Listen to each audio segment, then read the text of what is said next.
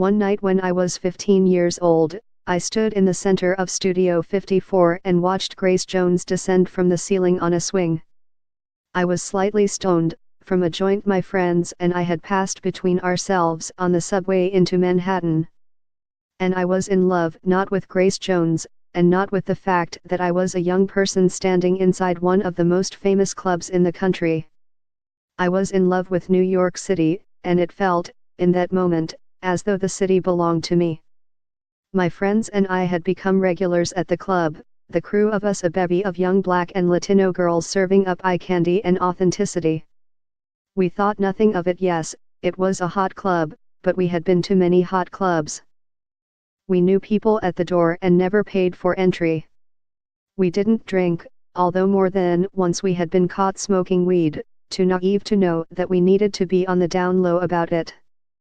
But we learned quickly that there was a way to be inside the club, low-key and cool, a been-there-done-that hooded-eyed sense of the world. That night, as Mississippi Jones moved toward us from what felt like heaven, it was hard to maintain that knowing cool. I sensed that I was in a very special place at a very special time. Even as a teenager, I understood I was coming of age in a time that would be looked back on with awe, in a city that would become the love of my life. I was in a moment that, even at 15, I knew would not last forever. My friends and I all danced hard and dressed well, and thanks to jobs that sometimes had us working until past midnight on the weekends, coupled with our ability to lie to our parents, we had all kinds of reasons why we needed to stay out late, alibis.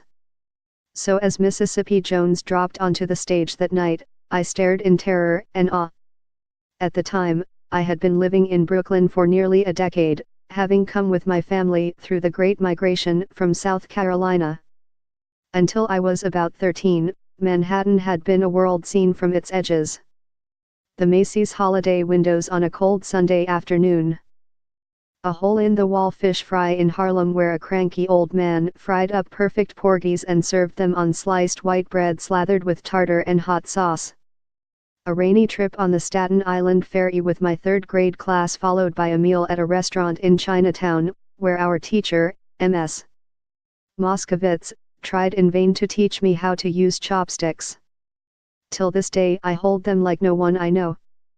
Aside from a few forays across the Williamsburg Bridge via the above-ground J train or, on days when it wasn't running, the long trip through the tunnel on what was then the LL, now the L train, I was more than happy to exist in the haven of my Bushwick neighborhood in Brooklyn. There, my friends and I had the freedom to roam the familiar streets in search of greasy slices of pizza on Myrtle Avenue, handball games in Knickerbocker Park, cheerleading practice at the captain's house on Cornelia Street and double dutch on what seemed to be every corner. It was the 1970s and adults still stepped into the street when young people were taking up the space of sidewalks, eager to give us the small power of our chanting, tagging and hopscotch games. Although I would later learn that our few blocks in Brooklyn were tiny in comparison to the rest of the city, for many years my friends and I owned our neighborhood and believed it to be the only place in the state that mattered.